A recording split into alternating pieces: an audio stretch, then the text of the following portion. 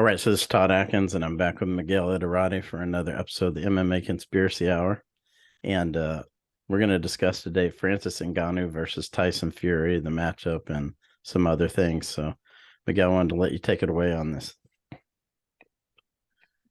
Well, the big news this week was that Tyson Fury, came out and sent out a very public challenge to Francis Ngannou saying, hey, it seems you don't have a contract anymore. Why don't we go ahead and try to do something special? Like, I think the challenge actually said, I don't know if it was small gloves, but I think it was, boxing, Queensberry rules in a cage, that sort of stuff, semantics. It's not Queensberry rules in a cage. Queensberry rules require a ring, but okay, we'll let them slide on that. And I think that I don't think it'll be easy to pull this fight off, but I think if you pull it off, you do have the potential to beat the McGregor Mayweather numbers with that fight. And Fury carries most of that because I don't think Ngannou, despite being the UFC champion, I think he's a good B-side for this, an excellent, the most unique B-side that Tyson Fury could come up with, and that's what makes the fight that crossover potential. But I don't think that he's also bringing millions of different fans that don't know Tyson Fury either. So McGregor's a bigger name than Ngannou, even if Ngannou was the heavyweight champion. But I do think that they will do superior numbers to McGregor and Mayweather if they pull the fight off. Wow, really? You think so? Yeah, I think heavyweights. I think that the appeal of Tyson Fury is starting to get. It has. He's very appealing, one way or another. Either you want him to lose or you don't. He plays the outlaw very well, and at the end of the day, in this era, most heavyweights become sluggers at some point. I don't know if we've seen a more technical heavyweight since Larry Holmes. That might be other boxing people are more qualified than me to say that, but another guy with technical ability that's of another level. I mean, we had, Ray Mercer was a gold medalist, I guess, but Ray Mercer to me is a slugger. He doesn't compare to Tyson Fury. So I think you got to go back to like a Larry Holmes to find this skill level, and that's what makes him special. It's bombastic. I think there's a lot of people that want him to lose. I think in England, you have a rabid fan base that follows. And I think this has the makings of a fight that will beat the McGregor Mayweather's fight if they can pull it off. Now, let me ask you this, because you just mentioned this is going to be hard to put together because of the cage, the 4-ounce gloves, I think it was that they proposed. What promotion who could pull this off? No, they have to make some type of promotion built especially for this. And, I don't think that'll be that hard to do. Fury is, I don't see Ngannou, Ngannou did his negotiation with the UFC, stuck to his guns. But I don't know if he's ready for a negotiation with Tyson Fury. I figure Fury will probably dictate that, the size of the octagon, the size of the gloves, and that sort of stuff. And sometimes that stuff becomes important, But I think that goes to the Fury and the A side to decide. That could all be bombast for the press release, and then at the end of the day, we could see the fight in the ring, and with big gloves. But I do think that taking the rules and adjusting them a little bit is such a modern age thing to do.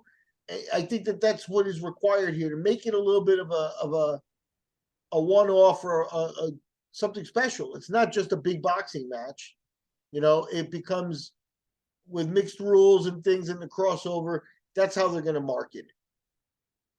The interesting part to me too is that Fury, Ngannou got released from his contract, very recently, and Fury puts his press release out. But I don't think that, Ngannou held out silently with the UFC because he's already been talking about this fight behind the scenes. I think that there's already probably been some groundwork laid for this fight to happen, and they're going to try to make it. The problem is once location, is England the right place? Will the British Boxing Board of Control find some type of obstacle? At the end of the day, the shadow of Daniel Kinahan follows Tyson Fury at times and has canceled some of his big fights in the past. And, could it be something that, it has Abu Dhabi written all over it? Yeah. Or I mean, Britain puts on some huge boxing matches. That might be a great atmosphere, although it would be more of a slant towards Fury, obviously. Yeah, it'd be Ngannou, but in a way, and this is another aspect that the Americans really don't need to. They won't even feel it. They don't care. But in England, if they're trying to sell this fight, the Frenchman coming to England is a theme that's 300 years old, and they haven't been allies all the time. So there's a rivalry there that they'll work on and things like that. But Ngannou will clearly be the B side if it's in England. It'll clearly be in Wembley Stadium. There's no doubt about that. But again, depending on problems, the Daniel Kinahan shadow caused Tyson Fury's fight with Anthony Joshua, I believe, to fall apart because the TV station stopped backing it and because people started to ask questions from outside of the world of boxing where, everything is kind of usually, business as usual kind of thing. So, that's why Britain might not be the perfect place. And Abu Dhabi, they ask less questions. Yeah, but he was able to fight Chisora with no problem. Yeah, Daniel Kinahan hit again. No one got him. Nothing happened. And yeah. Chisora is another known, it's a guy they fought 3 times. So at the end of the day, that's all. That sounds like a fallback. I don't know enough about the politics there. Obviously, the connection to Kinahan didn't stall Tyson's career, as I think what you're referring to, and that's clear. But it did break up a big fight, and something about this Daniel Kinahan guy seems to be like a requirement for some of the big fights. So if he becomes involved in this, and it's not, well under behind the scenes and stuff, it could affect some of the sponsors and the big wigs in England, and that is going to be critical for the final payday on this. England's market is not to be belittled if that's where the fight's going to be. And, I think, that's Fury's market. What can you say? Yeah, I mean, I feel like if you're going to do this fight, you have to go big or not do it. Yeah. Oh, no, there's no doubt that Fury looked at what McGregor made for Mayweather, and maybe even looked at what Mayweather made and said, I'm going to make that. And he is the A side. So he is looking at looking to break through the ceiling of what a normal heavyweight boxer would make. What did Klitschko make for many of his fights? 30, 40, 50? So, Tyson is looking to double or triple that in the very least in this fight that's, really risk-free in terms of he's going to be anything in boxing at this point. Ngannou is going to be he has the knockout power, but Fury is very sophisticated in managing the ring, managing the sport of Queensberry. What he said at the end of the day. He's like, yeah, we're going to do it on a basketball court, but under my rules. That's what he said. So. But Ngannou has to do something. That's the other part. Is his back's to the wall now. He held out. He did what he did. He's got to be free. He can't have walked out into free agency and be like, okay, what do you got for me? He has to have an idea, a ballpark figure of how much money was there. If he didn't have a ballpark figure, how could he turn down what was certainly a decent offer from the UFC? It's not like the UFC offered him 3 fights for $350. So he had to have a ballpark figure. Tyson Fury has a ballpark figure. They are building with that the potential for the biggest fight in the world. Kinahan is one of the big, potential issues if it becomes public, or things like that, because it's torn fights of Fury apart before. Besides that, Ngannou, we don't know enough about him really. He is kind of quiet. What if somewhere in these negotiations he decides to stick to his guns again and they fall apart? I don't know that the problem here is Fury can go back to boxing and still get major fights. He could probably fill Wembley against Joshua at a later date or continue to do that. Where does Ngannou go? Ngannou, the second biggest fight on the planet for Ngannou, for money making for Ngannou right now that you can foresee would be him going back to the UFC to fight John Jones if Jones beats him, Cyril. Right. A rematch with Cyril is not that appealing.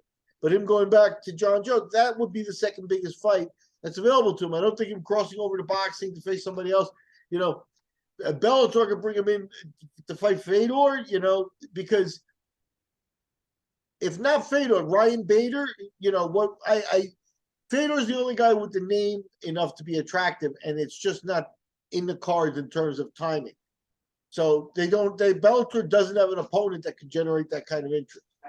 And then you have the PFL with Jake Paul's influences there where, something could probably be created. But it depends how far down the PFL wants to fall. You know what I mean? Because if signing Jake Paul is a sign of a sideshow, and the PFL at the very least was able to call themselves a serious fight league up until this point, they gave $1 million to certain tournament champions and things. Whether you agree with that as a business move or not, they delivered, and they put through on television their shows and stuff like that. They were the third league in the States, and that's not the worst place to be in the world if you're heading in the right direction. Signing Jake Paul is not in the right direction. But Ngannou and Tyson, that needs the Jake Paul atmosphere. They have to get to the Jake, and I hate to say it, but that's what gets the young people and the young audience. And the problem with it is that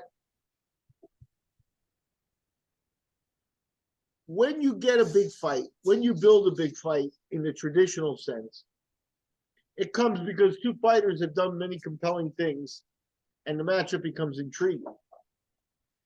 And how do fighters develop that way? By putting time in the gym, by practicing since they were, young, by taking things seriously, including now in the modern times, diet and strength and conditioning and all kinds of other, ways to get an advantage. It's very serious business. And what Jake Paul is doing with putting himself in super fights is he's circumventing all the work that it takes to get there. And that's in many ways an insult to the sport, to everybody who does the sport and who does the sport the other way. So and that's why ultimately it's a sideshow, because I don't think it has too many legs, Jake Paul is Jake Paul. He's managed to get himself there. Even his brother has faded as a, internet attraction in boxing matches or whatever it was that he was doing. It's now, and again, and Jake, you can't do Jake and Ngannou, right? Maybe it would be the best thing we could see, but it's not the right weight class. But they have to create a circus sideshow, and I don't think the PFL and Jake are going to be in on this one. Now, let's say Ngannou loses to Fury. Could he fight Wilder or Joshua? How big would those fights be? I think it depends on his performance. I think that it'll be very interesting to see this fight, and it'll be very interesting to see this fight with a real boxing person, because it shouldn't take too long for someone with Fury's skill to outbox Ngannou. Ngannou is very raw in his MMA. He hits very hard, and he's been improving. But when we got Ngannou in the sport, his striking was very raw. And there's no way that he's been able to close the distance with Fury on skill. So unless something strange happens, Fury should outbox him relatively quickly.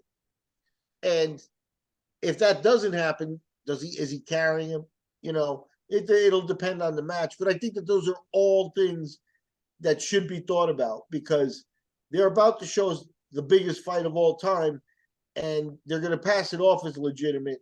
So I think that, concern should be expressed where it should be. And Ngannou McGregor made a good showing of himself with Mayweather, but, was Mayweather on for the first few rounds? That opinions vary there as to why he would do it. Maybe he was just having fun. Maybe he realized oh, he's really bad. This is interesting. I don't know what the reason was, but McGregor left that fight elevated, and that could happen in the Ngannou fight. He drops Fury twice, and you can make other big fights for him. If not, then he is a little bit. If he's made a fool of it, I like to hang my hat on being a historian. They're all matches of even there was a legitimate Queensberry rules match sometime in the 40s, 50s, 60s, something like that, where a heavyweight boxer, I don't think he was the world champion, but a heavyweight boxer fought the bare knuckle champion. And, the skill level, the bare knuckle champion was down and out in less than 2 rounds because the brawler, and that's what it looked like, a brawler versus a refined boxer. And and Tyson at this point is pretty refined. I mean, there are memes still out there of him, throwing an uppercut and punching himself in the face. And he wasn't always this way, but he put the work in to become, the best boxer of this era. And that should show against just about anybody, especially Ngannou. Like I said, Ngannou just hasn't put that time in the gym in that sport to catch up. So he's going in there with a puncher's chance. There's no other way to assess that fight. Yeah, I think like McGregor, had he not been under contract with the UFC, probably could have boxed other people, no problem. And he could have got fights. Now, would he have won them? But he could have got fights easily. Yeah, after that fight, the showing he had, the first moment that he closed and had him against the ropes and threw a flurry of punches, which did absolutely nothing to Floyd, but the roar of the crowd, he was made. And that's why he's still, demanding probably the highest pay of any fighter out there, especially in the UFC, right? So more power to him. And I wish, I wish there was some way that Ngannou could make a lot of money, Fury could make a lot of money, and that this wouldn't be even a sideshow every once in a while wouldn't be terrible, but that this doesn't turn into like a real embarrassment in some way, shape, or form. And every time we're in new territory, sometimes you get surprised and things go wrong. So yeah, I'd like to see him make money, but yeah, let's get this fight over with. Let's get it done. Let's see what happens. That's my opinion. I'd like all the hurdles to be cleared. Now, if Ngannou gets the fight, has he won over the UFC? If he gets this fight, or does he need more than that?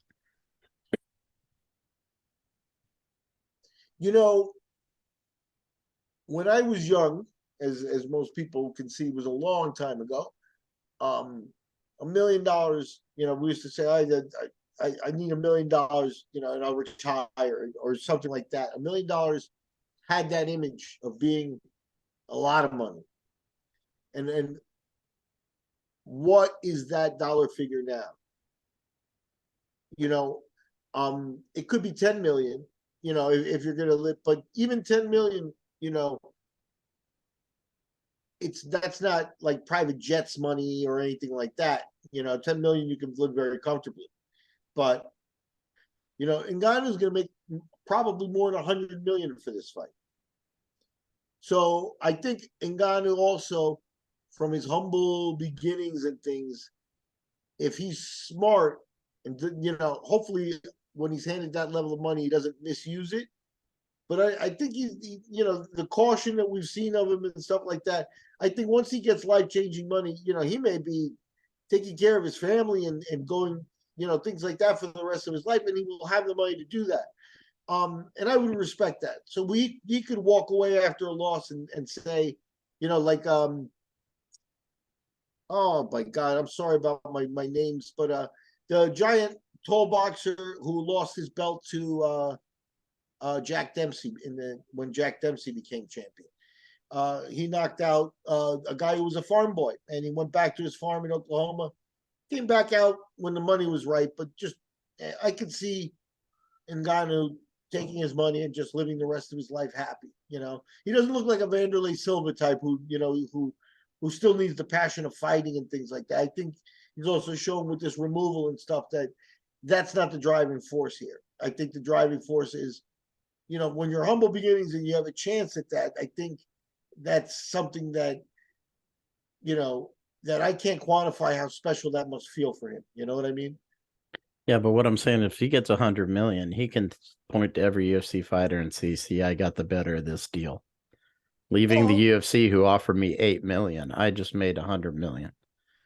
yeah, and I would caution every UFC fighter to be very careful about that because you would have to walk out of the UFC with Tyson Fury waiting for you, and that's not going to be the case for any of the others. You could. Nate Diaz is obviously a different situation because Nate is Tyson. He's the A guy going into whatever he wants to do. But the other guys should be very, very, very careful. I'll give you a cautionary tale from boxing. I've told this story before. But if you look at it,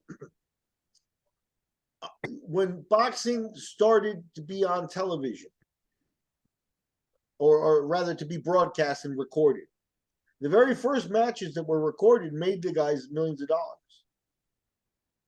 Bob Fitzsimmons, guys like that, made a fortune from that. And just let's say $1 million for each guy, which in those days was indescribable. Mm-hmm.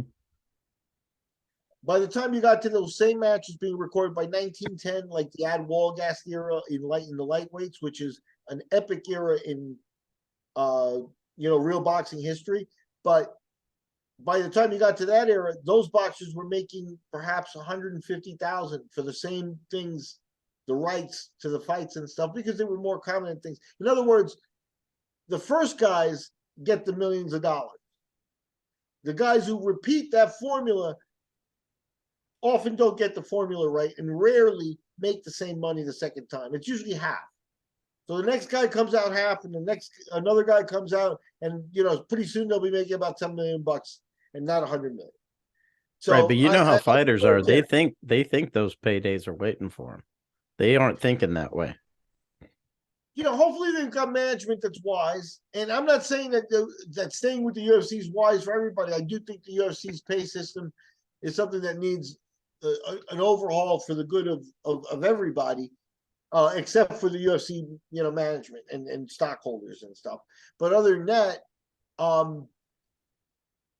I do think that the pay scale's there. I'm not saying the fighters should stay there or explore. They shouldn't explore other options and things. But I'm just saying to be very careful, because to say Ngannou did it, I'm going to do the same. You don't have Tyson Fury waiting for you as an opponent, and you're probably not Nate Diaz in terms of you moving the needle. This is anybody on the UFC roster. Who could possibly do this? Aljamain Sterling has a pretty decent charisma. What's his other young kid's name? Sean O'Malley. Undefeated guys like that somebody might want to put, a bigger package behind and stuff like that. I guarantee you they would cross over and not make the amount of money that Ngannou will make with Tyson Fury. Yeah, I don't care who the appeal or what appeal they come from the UFC. If they don't have an opponent of A side or B side waiting for him with that appeal, somebody who could come out, if Canelo wanted to play something like this, Usman Canelo might be in the top 5 of all time, pay-per-view. Canelo's again, between Canelo and Tyson Fury, you're probably talking about the two most recognizable boxers in the world. And they've held that position since Mayweather retired. So, unless an opponent of that ilk is coming to you, then the payday of that ilk will not be coming to you either. Right. Yeah, it's an interesting thing to look at, because fighters are going to see this if he makes a big payday, just like they did with McGregor, and they're going to think, "Dang, And other fighters have been trying to get the McGregor deal where they could fight somebody outside the UFC and get that payday that they need, because most of them aren't making big money in the UFC. Well, So I think they're going to see it and say, "Man, I could walk away and do that too." There was a point where the UFC had done a decent job of making people feel like everybody was getting paid. They were giving out bonuses, 75,000, 5 guys, 4 guys on the card, and they're handing it out like that, and fighters are now motivated by it and things like that. The contracts have gone up, even though, it used to be 2 and 2 to get in the UFC. It's now 10 and 10. So it's like, that is, if you count salary increases for the last 15 years, that type of, that's like 500% or something like that. I mean, going from 2 to 10,000. Know about firemen, Citibank workers, guys laying, construction companies. Nobody has seen that type of increase in their pay. And maybe that's what the UFC hangs their hat on, semantics. But the upper echelon guys make good money. But the McGregor fight it was shortly after that or around that time that you started to hear the first rumblings of even big UFC stars saying, the payday's not what it used to be. Or I'm sorry, the payday's not all it's cracked up to be. The big example I can give of that is Donald Cerrone. And when he fought McGregor, he said, hold your horses, folks. I got a contract. And they're saying, there's a fight on the contract. And, I may get a little extra here or there or whatever. But this isn't like, hey, McGregor, you're fighting McGregor. Here's 20 million. Cerrone found that out firsthand that they were going to hold him to the contract that he had already established. And it was just going to be a special fight. Hey, more power to you. But, the tip money wasn't there. He was the first guy that mentioned that not being completely satisfied. It's not like when you fight McGregor, everybody gets billed, everybody gets paid, not in the UFC structure. And then from there, we've seen a lot of people complaining, and now topping it off with Ngannou actually leaving them, Nate Diaz working them over, that stuff all came after McGregor's big fight. So if this Ngannou fight happens, I think you're absolutely right in noticing that it will have another set of repercussions for the UFC. Especially with Diaz waiting in the wings. I think he's next to get one of these weird fights. Yeah, I think Diaz is going to cash in.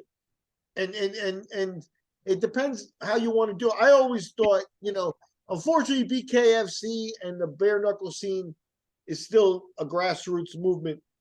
Even though it's compelling, it's still a grassroots movement, and I don't know if they can generate.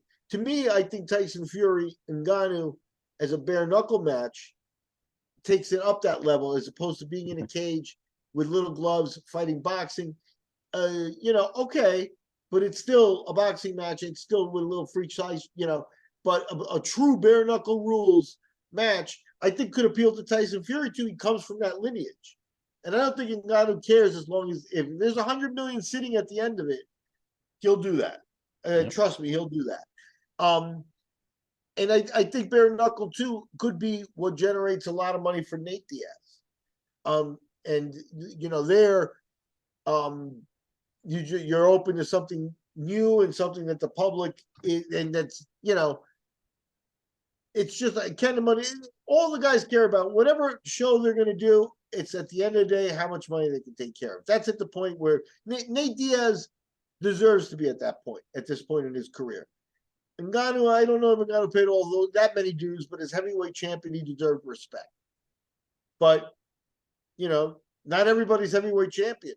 And then, not everybody's Nate Diaz in terms of names. So, yeah, this format isn't going to work for everyone. Yeah, I agree, but it's just that the two guys that left are going to both cash in. And everyone else is going to say, man, what am I doing? No, I agree. I think once it starts to happen, every time it happens, the UFC is going to have to deal with another group of disgruntled fighters. And I don't know where the lawsuit, is in terms of moving forward. I'm sure they're trying to delay it as much as possible or whatever. But that kind of hovers above it all at the end of the day, and I think does have to manage some of the UFC's decisions. I think you're very much that was a big factor in letting Ngannou go. Is they really can't admit what Ngannou, maybe Ngannou's wrong about the numbers. He's not worth that. But let's say Ngannou was worth the number he wanted. The UFC couldn't admit that because it would break they couldn't pay him 100 million because everybody would say, where's mine? And if they did it, so it's a bad situation there in terms of the UFC is going to have to sit and wait. And when it happens, then they're going to have to put out fires. Yeah, that's going to be interesting to see for sure. Yeah, and then, go back and look at Dana's record. Jens Pulver, even Tito Ortiz, even Randy Couture. Frank Shamrock. Yeah, some of the biggest names in the history of the sport were cut off. Yep. And what did it do? It made the UFC more of a brand name. It made Dana very powerful, but it showed that the sport was more powerful than any one name. And he established that. And there's, they'll still follow that. I predicted at the beginning of last year, that there'd be a full-on purge of their big name guys. I thought that could include John Jones. Obviously, they bought Jones back, but it did look, hit or miss. He didn't fight all last year, and I thought it would be a purge of all the top-paying guys. And then you got guys like Strickland, O'Malley, that are moving the needle and are not on the pay scale of Nate Diaz or any of those that they've been very happy to headline with all this year. So I think that you would see that where they would refresh and go back to the roster and see what they got and get rid of a bunch of people. I think that, the UFC cutting 200 fighters within a 3 or 4 month period of time could happen as well. Yeah. And that would send, some shockwaves through the sport. Well, that's a discussion for another time. But Miguel, appreciate it as always, and for everybody watching this is another episode of the MMA Conspiracy Hour with Miguel Iturrate. Until next time, take care.